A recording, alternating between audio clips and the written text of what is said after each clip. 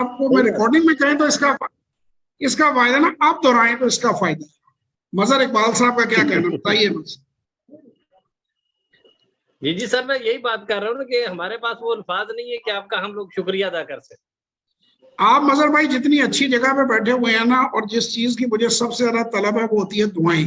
आप Saudi Arabia से हमारे जी साथ हैं, जी ऑफ एंड ऑन उम्रा करने जाते होंगे।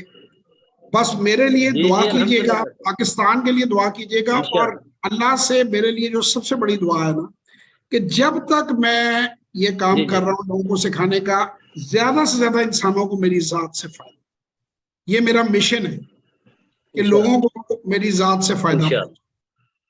बहुत बहुत शुक्रिया जी आपका। जी, खुश रहें, आबाद थैंक रहें। You sir. सना आपका बहुत शुक्रिया, दुआएं आप मुसलसल दे रही हैं, लेकिन अगर आप थोड़ा सा वॉइस पे आगे भी दें मुझे अच्छा लगेगा। तो आप सबकी दुआओं का शुक्रिया, बल्कि मैं एक्सपेक्ट करूंगा कि इंशाल्लाह आप